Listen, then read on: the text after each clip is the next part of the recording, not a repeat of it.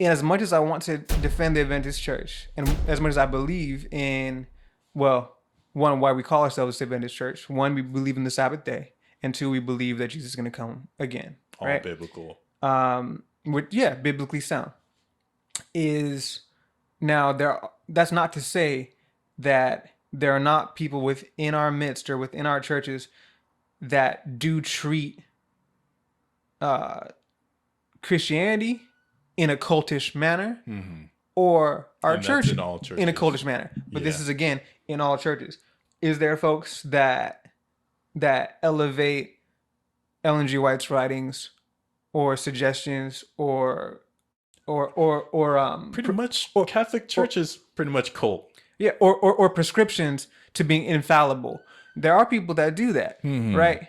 But that's not everybody. And if someone's being an honest critique of even Ellen G. White's writings and otherwise, you can see that her prescriptions for things have changed over time, and she's come into more truths over time. Whether that's her thoughts on the sanctuary, whether that's her thoughts on the Sabbath, a bunch of things, right? That's not to say she's not a true prophet. But like you said, I mean, Catholicism, right? There's idol worship. Just inducted a teenager into saintdom Interesting. in the recent, I think it was this year or last year. He was like he made like web pages, and he talked about appearances of Mary, like miraculous appearances of Mary, and various saintly miracles, and they're calling him the patron saint of the internet. And he's like a teenage kid that they've preserved his body, and they have him inside of a glass case, and people are praying to this teenage kid. This That's is crazy. what's the dude's name, man? The teenager Carlo Acutis is now being referred to as the patron saint of the internet because of his computer skills, which he used to share his faith, which were largely Marian sightings or Marian miracles. So miracles relating to Mary, the mother of Jesus, and saintly miracles of the like.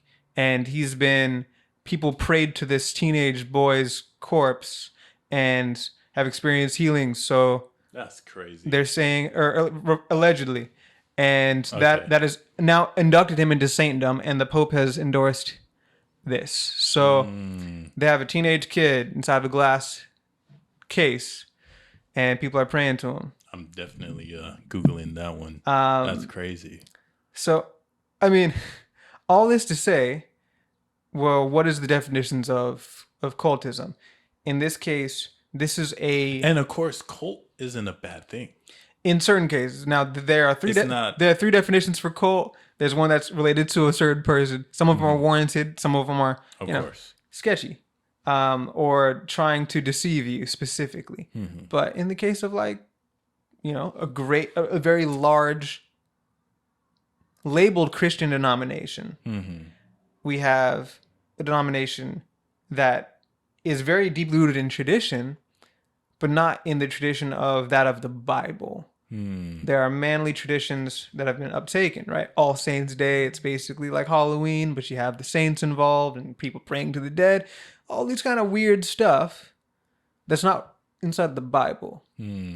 So why the attack on the Christian organization that's following the Bible as closely as they can, and highlight them as a cult, right? And not other entities that don't. Not to say they should just go on a straight attack spree for whoever, but like, Yeah. if you're seeking truth, let's look into the thing, Yeah. right?